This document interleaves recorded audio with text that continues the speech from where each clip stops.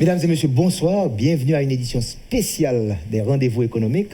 Comme vous le savez, chaque dimanche, 3h sur Radio Métropole, le 100.1, et le dimanche soir, 7h sur Télémétropole.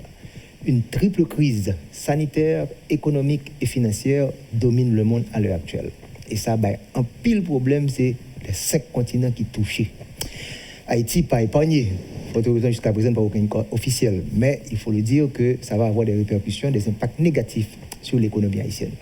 Pour nous faire discussion ça, nous allons au moins 4 éditions dans la série spéciale. Ça, on a commencé avec l'aspect économique. Là. Ensuite, on a regardé également du côté du gouvernement qui position par eux. Nous allons regarder également l'aspect social et tout ce que ça peut représenter également. Pour le post-2020, le monde sera tout à fait différent. Mais pour la première édition, nous avons 2 invités de marque. Le financier Robert Paré Junior, merci d'avoir répondu à l'invitation. Un plaisir.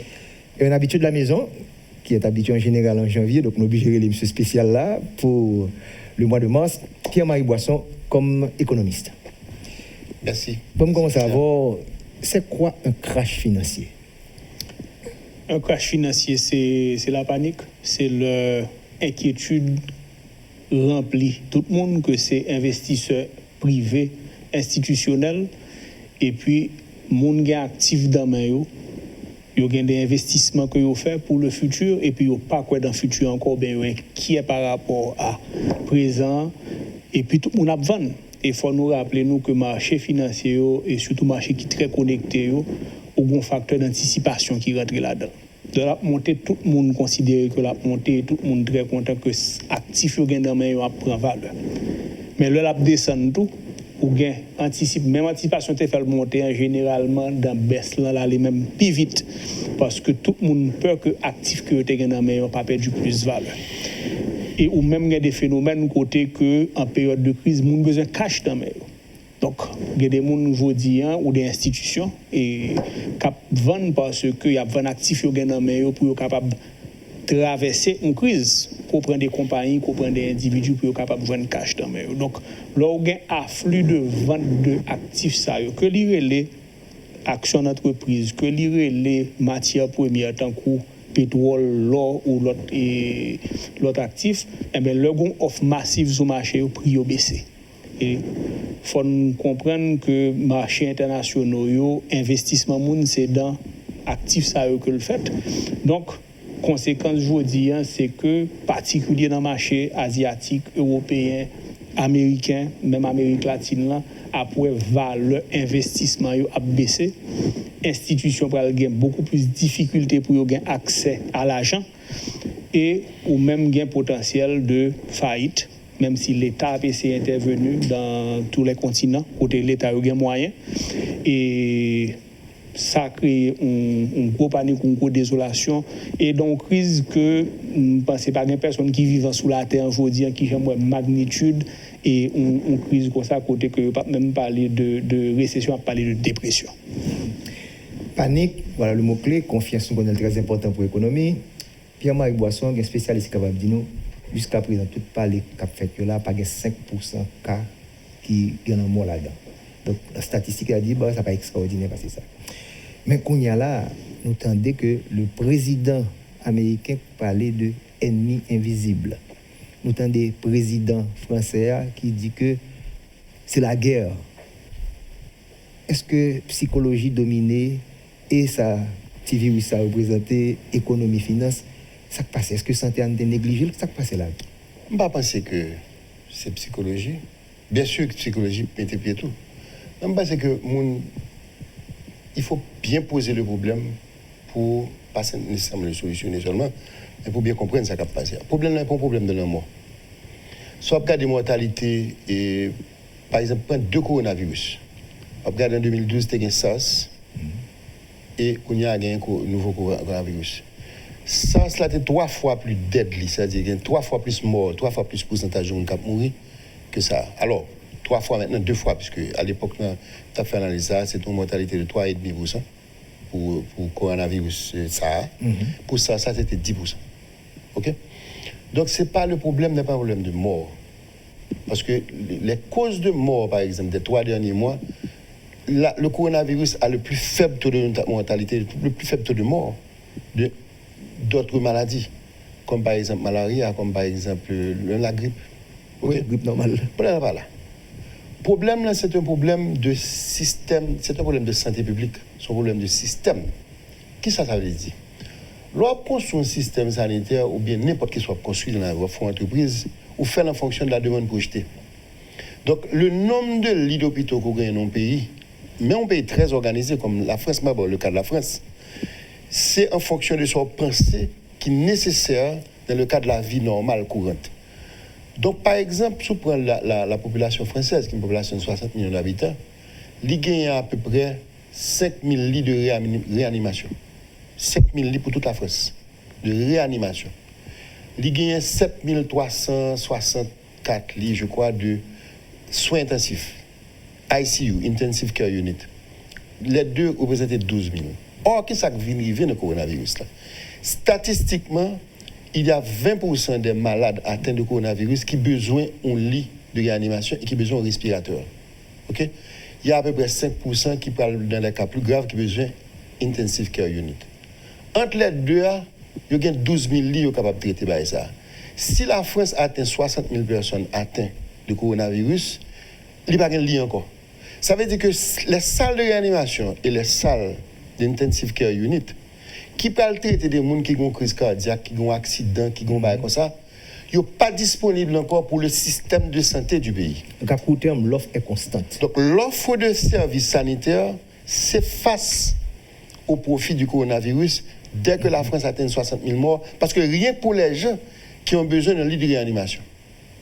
Le problème du coronavirus, c'est un problème de vitesse de propagation. Je vais vous des chiffres. Il y a des gens qui atteignent de nouveaux coronavirus, là, si vous ne faites rien, si vous ne mettez en confinement, comme ça, ils sont censés infecter entre 2 et 4 personnes dans un intervalle de temps relativement court. Ça veut dire que lorsqu'on calcule exponentiel, ça représente, vous pouvez voir que les gens qui atteignent de coronavirus, si vous ne pas confiné, si vous quittez en contact avec l'autre monde, il peut y avoir plus de 400 personnes dans le mois pour l'infecter par le jeu des infections croisées. C'est-à-dire chaque monde qui infecte l'autre monde, qui infecte l'autre monde, qui infecte l'autre monde. Il est calculé que si vous prenez même monde ça, ou mettons confinement strict, c'est-à-dire que vous isolez la population de contact social réduit au minimum, c'est-à-dire 80% de contact qui est annulé, même monde ça va l'infecter 2,5 mois dans le mois. Donc le fait du confinement est lié au risque que la propagation n'engorge les systèmes sanitaires et rende les systèmes sanitaires d'un pays comme la France, c'est même pas les États-Unis, c'est même pas la Chine, inopérants. C'est ça le risque, ce n'est pas le risque de mortalité. Maintenant, c'est évident que le risque de mortalité est que leur commune n'a pas bien accès. Mais le risque de mortalité ne va pas dans les 5%. Pourquoi? Parce que l'organe système de santé qui est engorgé, on peut avoir ce qu'on appelle la discrimination.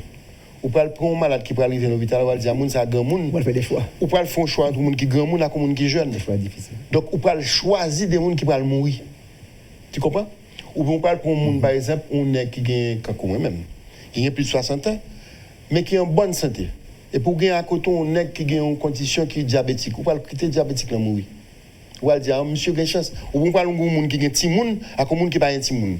Ou à un monde qui a plus de 60 ans, qui n'a pas un petit monde. Ou pas le quitter le mourir. Parce que le monde qui a un petit monde, il y a 2 petits monde. Donc, il y a 3 monde qui va sauver en même temps. C'est ça le problème du coronavirus. Et c'est pour ça que la solution est le confinement.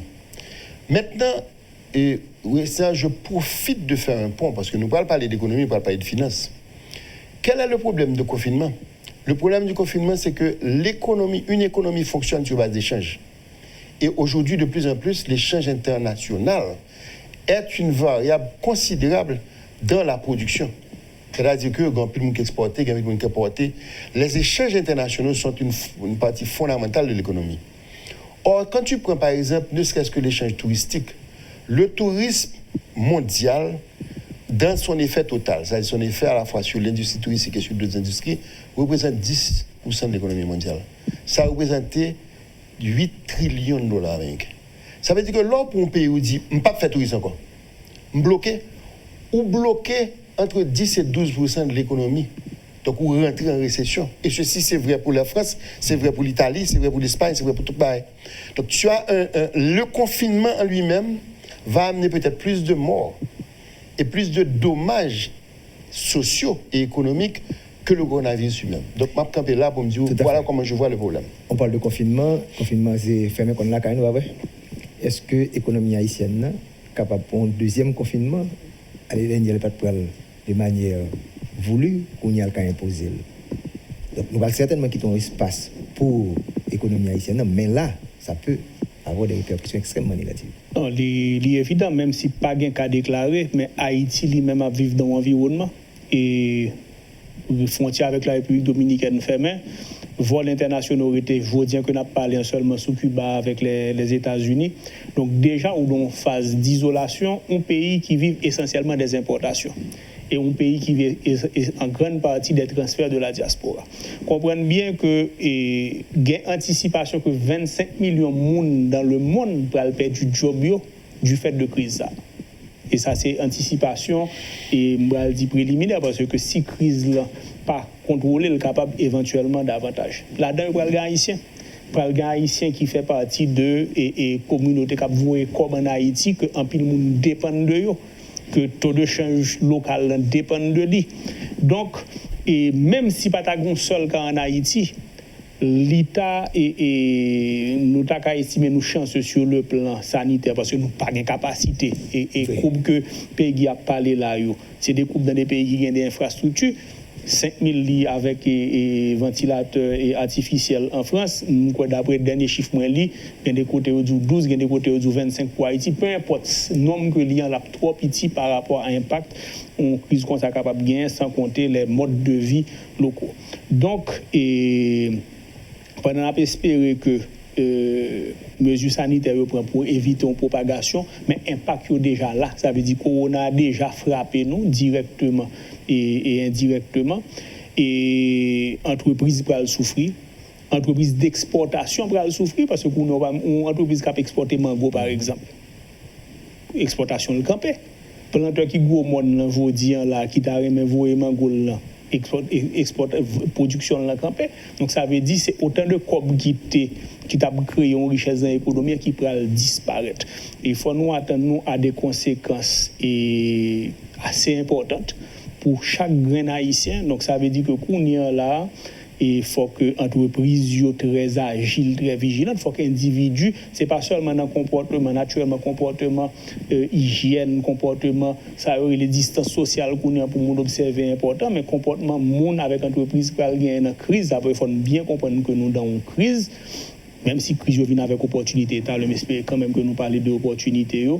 Haïti, je veux dire, dans mi-temps, une crise qui fait suite à de l'autre crise.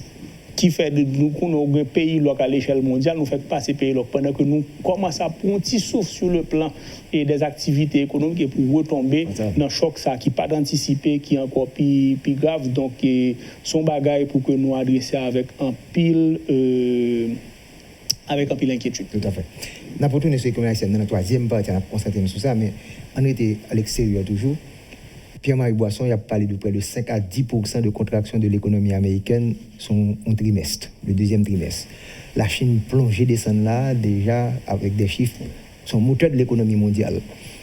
Qui ça ou même comme économiste qui te lit, qui te apprend ça de la grande dépression que nous pensons pas jamais dans la vie nous encore, nous avons des crises, mais peut-être que jamais choc ça. Est-ce que ça va regarder là vraiment c'est un plongeon? C'est un plongeon, maintenant ça peut être un plongeon temporaire. Le drame, c'est que l'économie haïtienne, l'économie américaine, l'économie mondiale était déjà dans une position fragile. Okay? C'est-à-dire que si nous regardons la longueur des cycles économiques de croissance aux États-Unis, le cycle plus long avant ce cycle-là était 10 ans. Nous avons deux grandes récessions à partir de juillet de l'année dernière. Nous pas gagné, ça veut dire que donc, on chômage 2008 pour la 2018, à peu près 10 ans quand même. Oui, à peu près 10 ans. Normalement, en 2019, la récession de 2008 avait pris fin en juin 2009. Donc, à 10 ans, juin 2019, c'est 10 ans. Donc là, c'était déjà annoncé. Tu as déjà des forces qui prennent place pour mener une récession aux États-Unis. Donc, si la récession ça prend place là, pour rebondir, il y a un petit problème.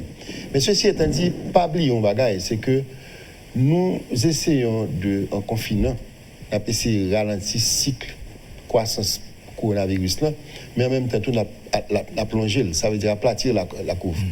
Donc ce qui veut dire que ou capable si États-Unis gère crise là bien, il est capable de réduire la propagation, mais en réduisant la propagation de la crise, il va allonger du réel. Donc ça c'est son premier problème. Mais ceci étant dit, si l'économie haïtienne prend une contraction soudaine, parce que par exemple, il n'y a pas capable de recevoir touristes encore, et puis la manufacture prend un choc, parce que le cycle de production, pas le cycle, non, le système de production, par exemple, d'une entreprise comme Apple, qui est une plus grosse entreprise aux États-Unis, bien que la importer de la Chine, il gagne dans production, dans le système de production, la importer bien la Chine. Donc là, la Chine fermée, il y a un problème. Mais ceci étant dit, la Chine va réouvrir, les États-Unis vont réouvrir tout. Donc, une opportunité là-dedans. Une opportunité qu'il va rebondir après. Première opportunité. Deuxième opportunité, c'est que, et ça, vrai pour Haïti tout, lorsqu'on a une série de touristes haïtiens, par exemple, qui ne peuvent pas voyager aux États-Unis parce qu'ils ne peuvent pas voyager. OK? Mais les gens vont dépenser plus comme en Haïti parce que une série de phases dans l'année, quand ils ont dépensé comme aux États-Unis, qu'on a dépensé en Haïti. Donc, c'est une opportunité liée. Donc, même, je dis que l'inconnu que nous gagnons, c'est qui le crise ça? Qui la propagation et coronavirus, par exemple, aux États-Unis ou en Italie, qui l'a fermé. Parce que le fermé, c'est une opportunité liée que le remonter. Tu vois, donc, mais c'est sûr que dans la complication, c'est que ou non cycle économique qui était déjà fragilisé, qui était déjà des signes d'incertitude, parce qu'il y a d'autres éléments d'incertitude dans l'économie mondiale là, que le coronavirus là, ou qu'à peut-être pas observer une reprise aussi soudaine qu'on a observé, c'est seulement maladie qui a agi. Donc, il y a un phénomène assez complexe pour observer, même parce que si je regarde Larry Summers, qui me respecte un peu, lui-même dit que nous parlons d'une récession brutale. Et la récession, ça va durer, même avec la récession 2008. Il l'a dit à dimanche sur Farid Zakaria. Vous suivez une édition spéciale des rendez-vous économiques, bien spéciale 2020, la crise qui a 3 niveaux, sanitaire, économique et financière. Nous avons 2 invités, on prend la pause, on se retrouve dans quelques instants pour la deuxième partie de l'émission.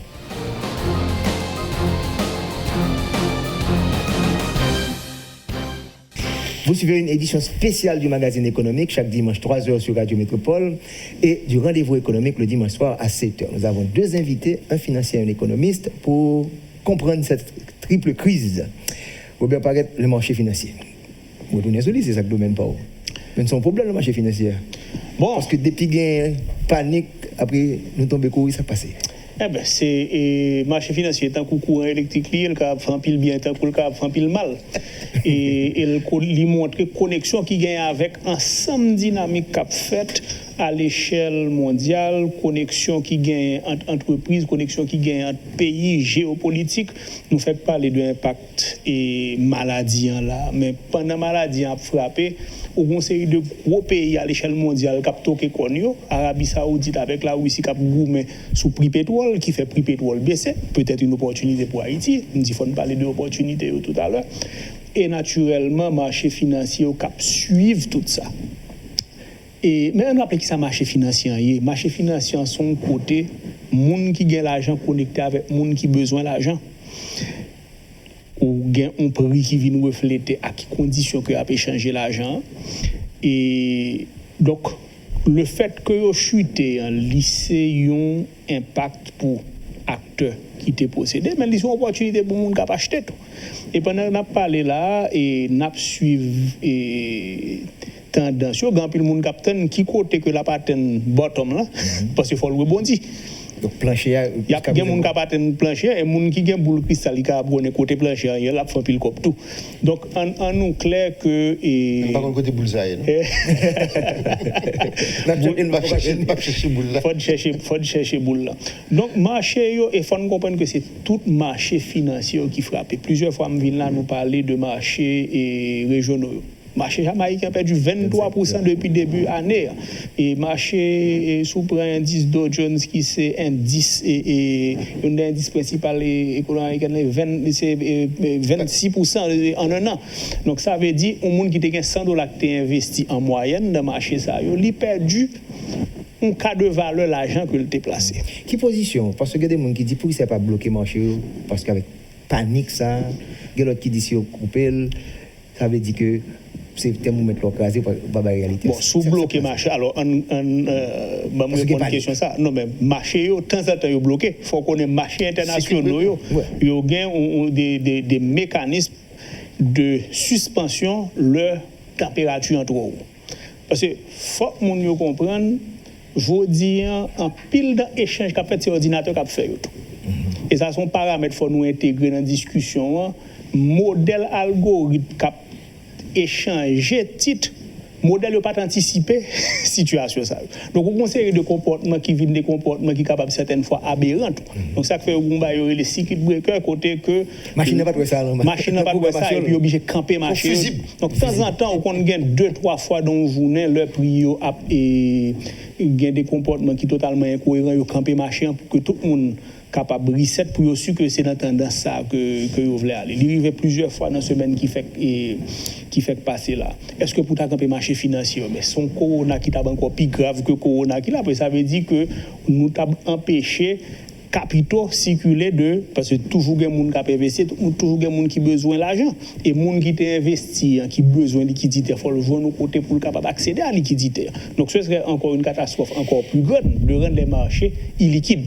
Donc marché yo il a continuer et donc on a position quitter le marché naturellement avec des encadrements. Maintenant, c'est le rôle des États, c'est le rôle des gouvernements de venir avec des mesures pour essayer, dans des situations de crise qui ne sont pas des comportements individuels, qui sont des comportements systémiques que nous ne pouvons pas anticiper pour que l'État accompagne. Mais il faut bien se rendre compte que même les États les plus riches ont leurs limites. Et déjà, ils ont tendance au surendettement des corporations, des États. Donc, pendant que il y a une mesure stimulus qui peut le faire, et pays qui peut être capable d'étaler sous ça comme économiste, il faut que nous très vigilants sur l'impact remède là pour que remède là pas fait plus mal puis devant côté que ou capable joindre des États qui viennent excessivement endettés des systèmes côté que parce que tout balance son confiance son État ou vient trop dette monde capable perdre confiance dans monnaie ou dans marché et etc. Et donc son situation qui mais il faut reconnaître que cette crise est différente de la crise de 2008 parce que l'autre était endogène ça exogène donc sortir après de 2008 là pas totalement appliqué dans ça qui a passé là qu'on y a là.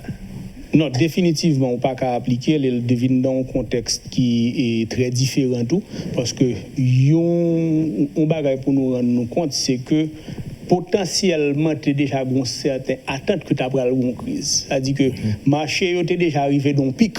Et moi-même, comme observateur, ça fait quelques jours, et moi dit plusieurs clients, et les gens qui veulent investir dehors, n'a pas investi, mais il faut garder avec un pile prudence parce que tant marché est déjà arrivé, talent t'a dit avec Peggy, généralement marché au cycle de 10 ans déjà dépassé cycle 10 ans. Donc crise là qui frappe le marché là, ou gain effet exogène mais ou gain des composants de marché qui lui-même te mute ou pour une crise. Donc je dis là ou un mélange qui fait là et peut-être que ça a causé que marché international marché ça qui très structuré vienne avec un temps très long de reprise, même Jean doit avoir des mesures de stimulus qui créent des pics, mais ça c'est boule que une baguette.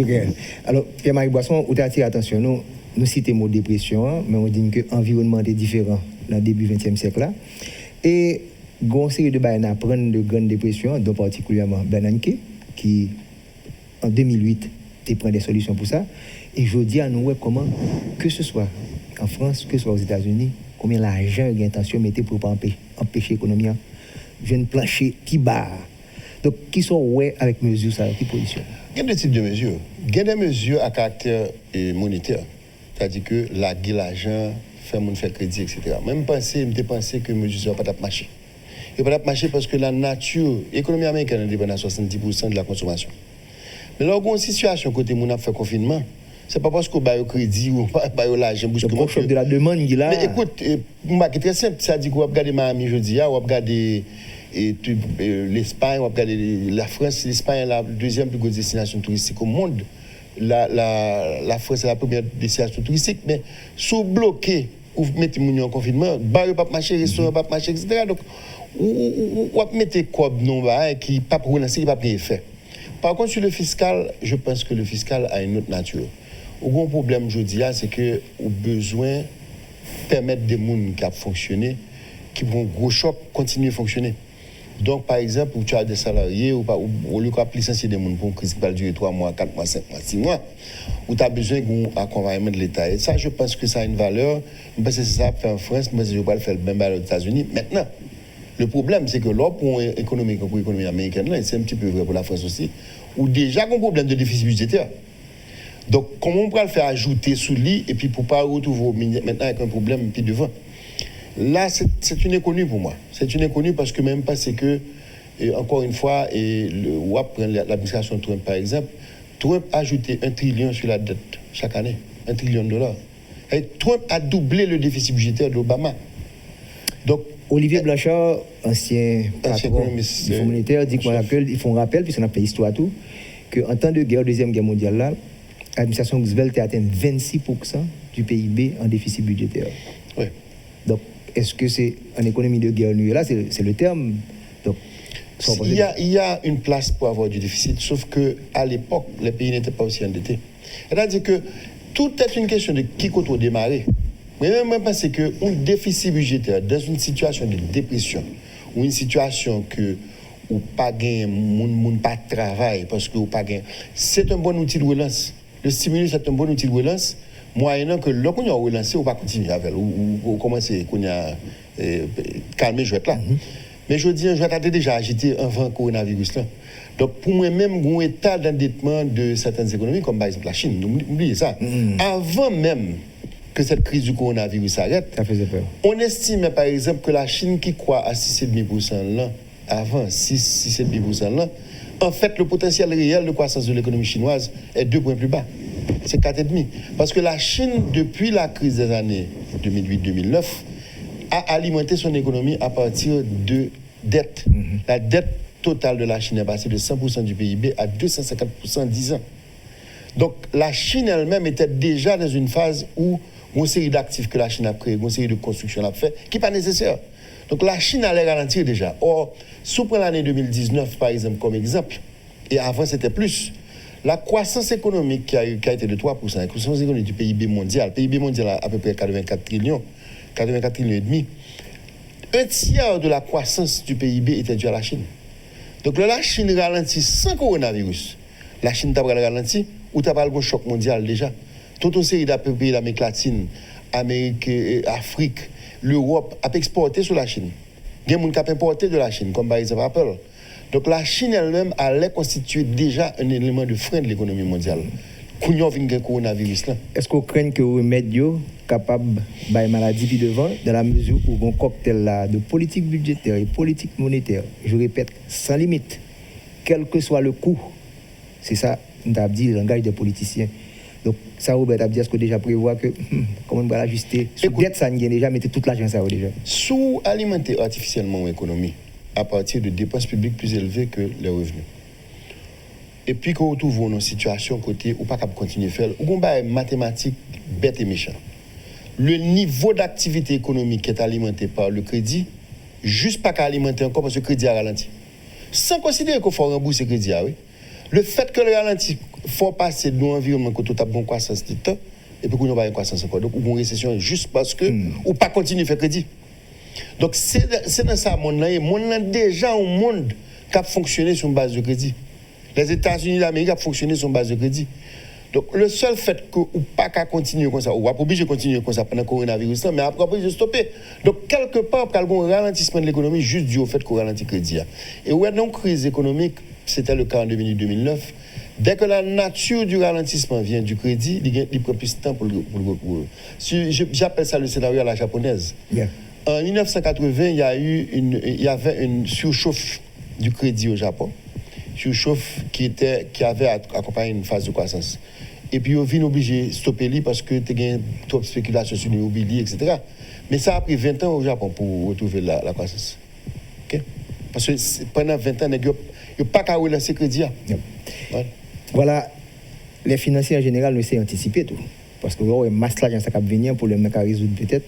On déjà regarder qui taux d'intérêt. Ça ne peut pas passer dans l'économie. Parce que ou même, ou regarder rendement sur un temps moyen et long terme. Donc là où est solution ça, oui, qui va éviter crash là, comment anticiper? Bon, nous n'avons pas de solution, non, parce que même si l'État a endetté au plus, mais qui est-ce qui va l'acheter dette ça? Parce qu'il faut bien comprendre que la dette de l'État américain, c'est chinois, allemand, avec pays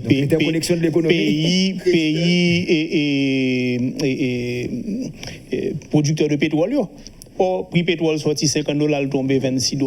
Donc ça veut dire que client traditionnel, sans compter géopolitique mondiale, côté que là, aussi avec les États-Unis, je dis en contre sans compter que les États-Unis, les mêmes avec Venezuela pour et sous base pétrole, justement.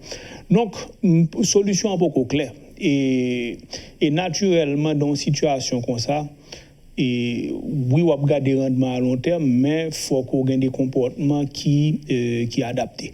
Si moi, je suis investisseur, je dis, je conseiller investisseurs, dans des situations de crise première et bon conseil ou capable de faire les premières anticipations, il faut avoir des réserves de liquidité. Parce que ça veut dire qu'il faut capable de continuer à fonctionner, qu'on soit entreprise, qu'on soit particulier. Et perspective de long terme n'est pas très claire.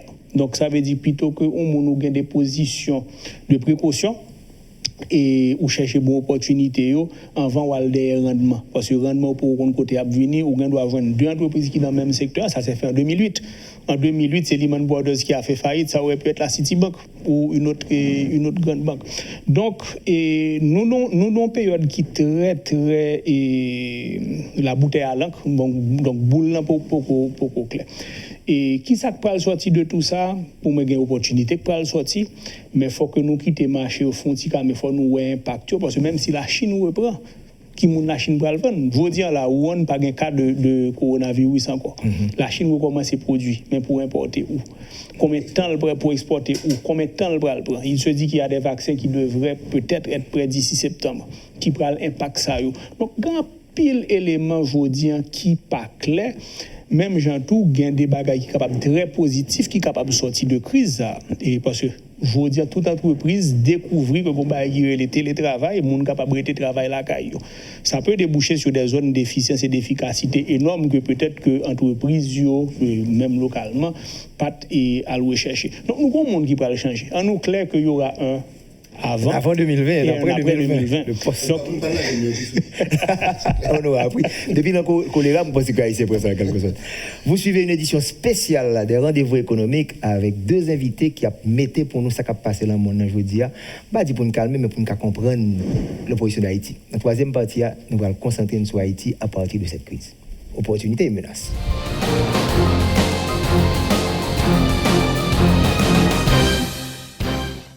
Vous suivez la première édition d'une série spéciale des magazines économiques et des rendez-vous économiques. Comme vous savez, la triple crise.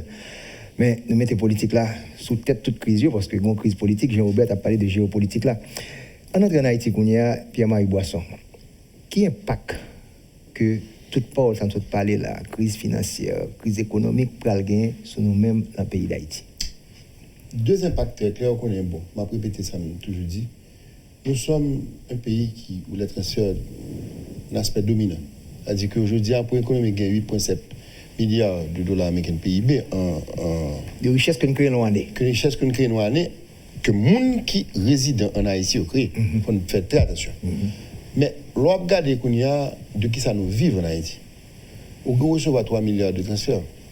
Transferts en grande partie, 3 Canadiens sortis des États-Unis. Et transfert ça c'est des gens qui travaillent qui vont encore pour mieux. Aujourd'hui, on regarde la Floride par exemple, que nous connaissons mieux, peut-être dans tout le temps. Là, en Floride, il y a 3 côtés haïtiens travaillent. Enfin, pas 3 côtés seulement le travail, mais disons que le secteur dominant. Les gens qui ne sont pas encore américains, des gens qui font privé, qui ont transfert, c'est ces gens qui ont transfert. C'est des gens qui sont relativement récents, qui ont une dizaine d'années maximum aux États-Unis, ou une dizaine ou une douzaine d'années. Et c'est des gens qui travaillent massivement dans les services, c'est-à-dire dans le tourisme, dans le croisière, dans l'hôtel, dans le restaurant. Ils travaillent en pile dans le taxi, dans le ça. Bon, ça, c'est le secteur qui est directement touché par la crise du coronavirus, parce que la crise est une crise d'abord, le confinement est d'abord international. Donc, le tourisme va prendre un choc, l'industrie du voyage va prendre un choc, l'industrie des croisières va prendre un choc. Donc, nous avons un choc potentiel sur les transferts qui est capable de représenter un impact très sérieux parce que non seulement les transferts ont un impact sur les gens qui reçoivent des transferts, mais maintenant les gens qui reçoivent les transferts consomment. Et ils consomment moitié de la consommation, c'est l'alimentation. L'alimentation, c'est des biens importés, puisque de là, ça compte les services importés. Et importation, ça, ou un service qui fait logistique, importation, ça, c'est-à-dire recevoir marchandises, transporter, le vendre, le commerce, etc., qui ont gros employeurs, en grande partie de l'informel. Donc, le commerce va prendre un choc à partir de la baisse des revenus de transfert. Donc, en plus, l'activité commerciale dans le pays alimentée par transfert, ça soit dans la diaspora. En pile activité alimentée par transfert, ça. Et en fait, 60% des Haïtiens, des familles haïtiennes reçoivent des transferts et en vivent.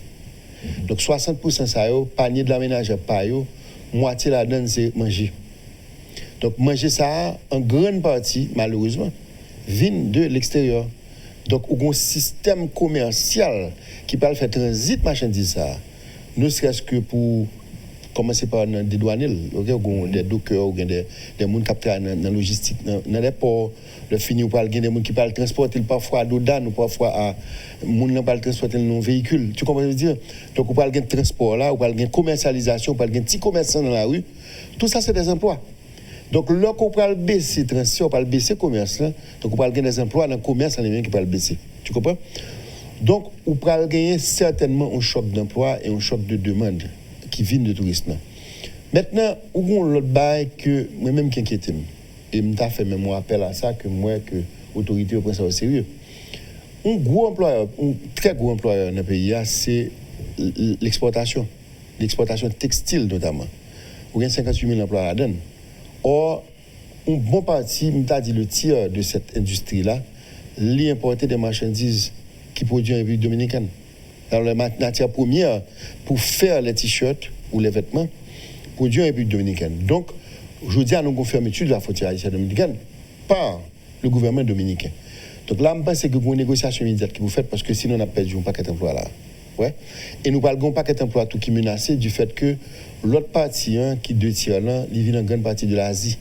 Or, il y a des mesures de confinement en Asie, notamment en Corée, notamment, bon, certainement, la Chine maintenant commence à ralentir.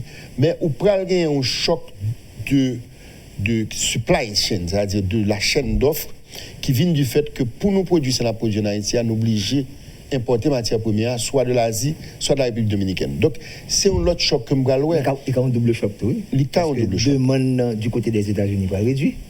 Donc, voilà qu'on a moins de produits à cause de contraintes sanguines sur la chaîne d'approvisionnement et qu'on y a Américains qui n'ont pas moins des mêmes quantités. Absolument. Troisième choc là. Donc, ça t'appelle, vous pensez que nous sommes capables de baisser en bas 50 000 emplois si... Certainement. Okay. C'est un risque. Et il faut agir sur la partie du transport en République dominicaine tout de suite. Il faut nous rappeler que essayer font exception. L'année dernière, dans l'OC, deux facteurs sur cette cité là, transfert là, avec exportation. C'est positif. C'est qui alimenter l'économie. Yes. Or là, on a une alimentation négative. Donc pour moi-même, son appel que je fais, pour un problème sous-traitance là, il faut le traiter de façon prioritaire parce que nous ne pouvons pas perdre un pile d'emploi. OK? Et le problème, ça a adressé avec le pays dominicain beaucoup plus rapidement parce que là, c'est voisin nous. Donc il faut nous négocier. Maintenant, il y a l'autre choc qui n'est pas très visible, mais qui est important. L'État haïtien, il est estimé qu'entre 70 à 75% des recettes de l'État sont sur le commerce extérieur. C'est-à-dire c'est des taxations sur les marchandises qui arrivent en douane, donc les revenus TCA, revenus tarifs douaniers, etc. Mais même dans la valeur ajoutée sur ces produits-là, pas oublier la force du commerce, c'est-à-dire le commerce pas le fait profit là-dedans tout. Donc, pas un paquet d'éléments de taxes qui viennent du commerce extérieur là. Donc, si le commerce extérieur ralentit, parce que le transfert ralentit, l'État prend un choc. L'État prend un choc dans les taxes qu'il rentre. Donc, on peut compliquer un déficit budgétaire qui est déjà très élevé par un choc sur les recettes. Et ça, c'est un bail pour nous penser.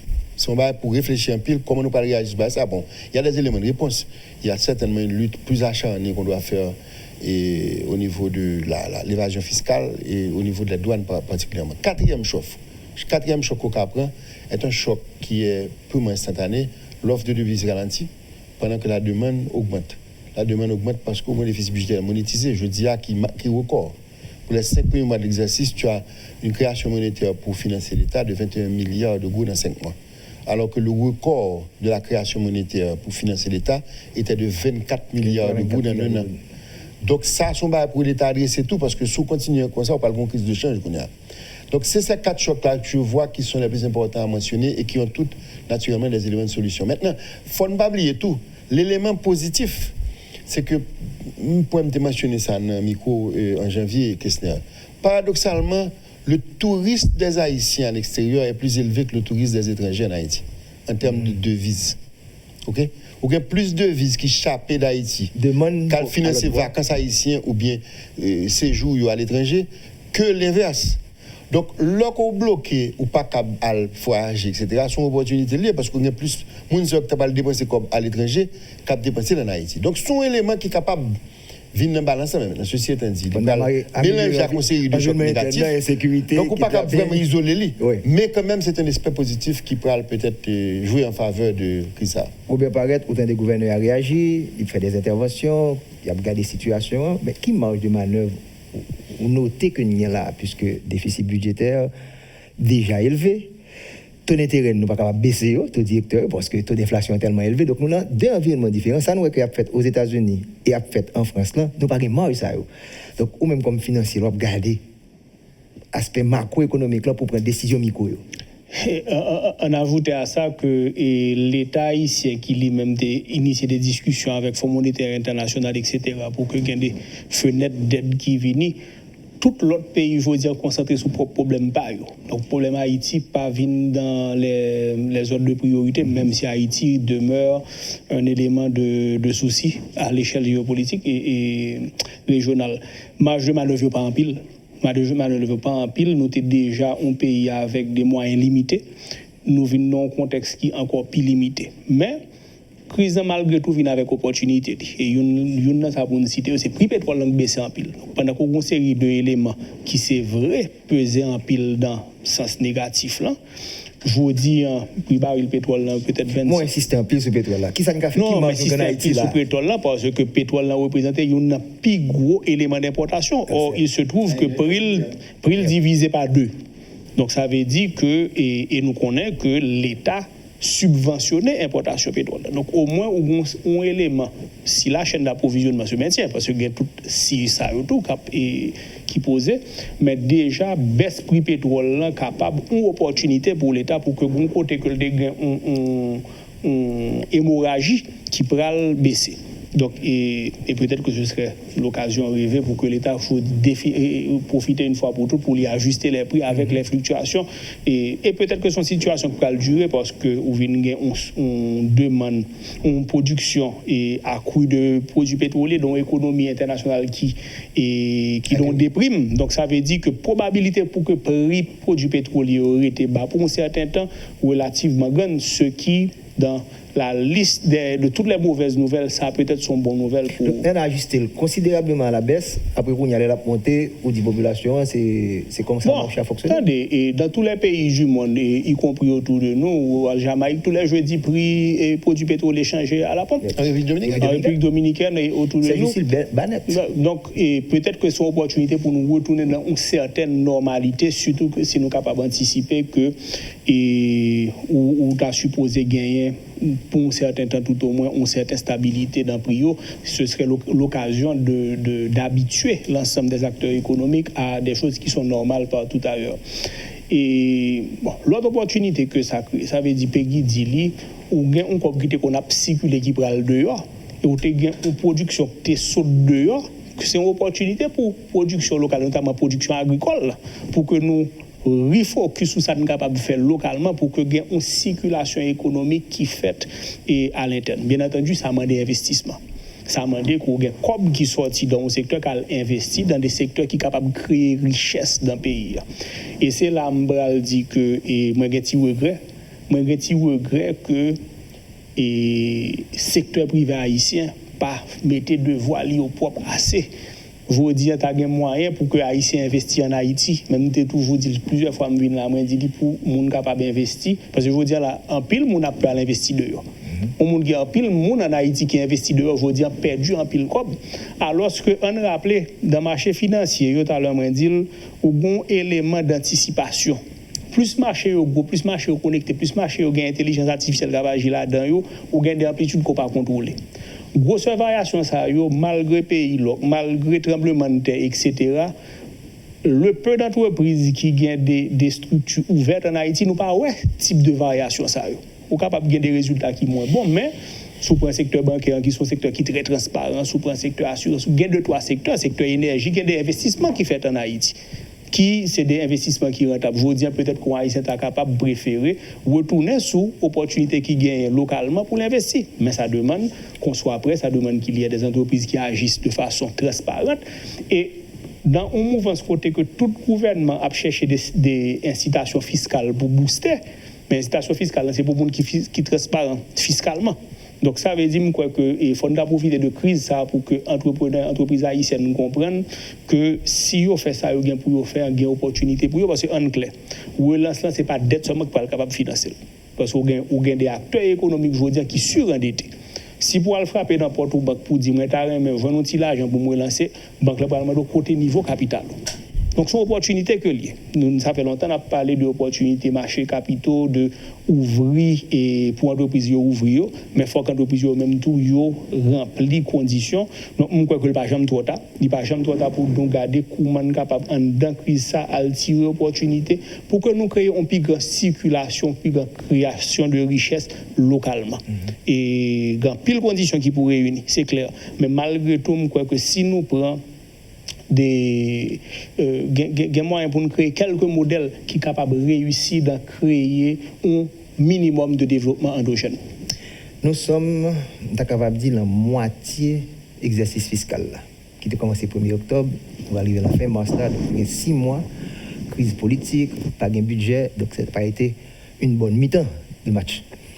Avec tout ça que nous avons là, comment est deuxième mi-temps capable pour l'exercice fiscal et me tout pose aux questions bien qu'on du pas gain boule cristal même qu'on a un petit modèle ou mettre des chiffres yo croissance économique là a négative quoi ça probablement négative ou zéro il cas zéro si zéro pas sorti mal si zéro nous pas sorti mal comme nous très bas nous pensons que rappelons qu'elle était moins 1.2% selon le Fonds monétaire l'année dernière moins 1.2% maintenant moins 1.2% c'est l'opportunité et tout là moins 1.2% touristes ont déjà un gros rôle parce que pas oublier que tu as une baisse des flux rentrants en tourisme de 45%. Je peux dire que ça, c'était l'effet de la crise de l'après 6, 7, 8 juillet 2018. Donc, ça veut dire que c'est une crise qui mène le tourisme très bas. Tourisme sont une infrastructure qui n'est pas utilisée aujourd'hui à plus de 30% de capacité. Mais, si je suis capable de citer le cas de côté que je connais, les grands hôtels ont doublé leur taux d'occupation depuis l'année dernière. OK? Donc, si on double le taux d'occupation, ça veut dire que les gens marge pour monter. Mais même moi, tu dit que l'État, si nous avons participé dans le gouvernement, il y a une priorité, ça de sécuriser la Côte des Arcades, par exemple. Investir dans la police pour capable, parce qu'on a une infrastructure là, qui est capable de porter emploi dans mon pays, qui est capable de porter emploi dans la zone des Arcades. Le tourisme capable de porter emploi, les cailles, il est capable de porter emploi pour Port-au-Prince. Donc, mais il faut que l'État investisse d'un côté, nous avons des low-hanging fruits, c'est-à-dire des fruits bas qu'on est capable de cueillir. Tourisme, c'est une. Sous-traitants, on ne peut pas le frapper là. Donc, on parle de sous-traitants déjà. Mais c'est 58 000 emplois. Vous comprenez? Donc, il y a des choses à faire par l'État haïtien d'ici les 6 prochains mois qui sont capables d'une amélioration à la circulation économique là, et à l'emploi, ou au moins empêcher de rentrer plus bas. Vous comprenez? Mais pour que l'État a fait ça, l'État doit adresser ces gisements d'improductivité, d'inefficacité, d'inefficience fiscale. Il y a la frontière, même si il y a la frontière fermée, elle peut aller ouverte, il ne peut pas aller fermée indéfiniment. L'État a adressé ces problèmes contrebande, il a adressé ces problèmes prix à la pompe. Maintenant, heureusement, il a mécaniquement un avantage du fait que le prix est baissé. Et comme tu l'as dit, je vais faire une petite parenthèse sur ce qui est très important. Qui connectait en bas, comme je dit avant. La Chine est un gros demandeur de produits pétroliers. Mais la Chine elle-même ne va pas se retrouver à croître après cette crise du coronavirus à même rythme que le pays avant, pour les raisons que j'ai expliquées. Donc la demande pétrolière pourra gagner un choc négatif du fait que la Chine ne peut pas consommer la même quantité de pétrole que le consommait avant. Donc, son opportunité pour l'État, encore une fois, pour le reconnaître le prix actuel, parce que variation prend moins à la hausse puisque les prix vont rester relativement faibles. Donc, même pas c'est que l'État doit adresser son problème fiscal, parce que tout ça n'a pas dit que l'État a fait pour le faire, notamment des subventions à l'agriculture, qui ont une opportunité pour nous, mais qui demandent des investissements par l'État, pas seulement par le privé. L'État doit faire un effort fiscal et l'État doit faire un effort d'attitude, même par rapport à des gens qui peut-être pas tout à fait en ordre au point de vue de transparence. Il faut l'État courir pour payer des taxes pour être transparent, mais il faut l'État, c'est le moment ou jamais que l'État ouvre les portes à l'investissement privé, parce que c'est ça qui va le permettre de relancer, même si ce n'est pas dans 6 mois, c'est dans 1 an. Donc pour moi, l'État doit faire un effort, et ce n'est pas très difficile, pour vraiment attirer de l'investissement, en tout cas dans les zones où il y a des opportunités. Et pour ça, c'est le scénario optimiste quand même.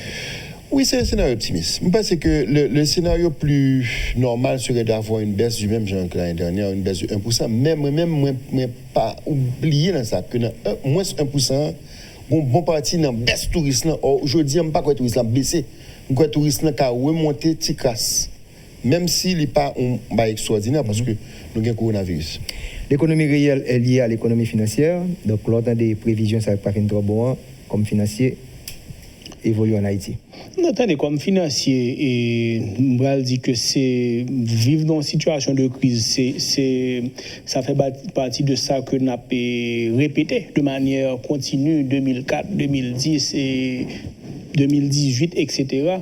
Et tout ça, c'est des occasions perdues pour que nous recommencions sur les bonnes bases. Naturellement, et pour qu'une entreprise fonctionne, parce que l'entreprise, ça m'a parlé de l'entreprise, qui côté que comme fait. C'est l'entreprise que le fait. Donc, si on a parlé d'investissement, si on a parlé de marché financier, il faut que l'entreprise soit capable de porter tête, il faut qu'elle soit capable de créer emploi, que non seulement elle crée opportunité pour le travail, pour qu'il y ait un revenu pour fonctionner, mais qu'elle crée opportunité pour le monde capable d'investir pour que vous mettez comme un côté et puis arriver dans la retraite, vous avez besoin et vous prenez capital, que le prend en valeur en plus.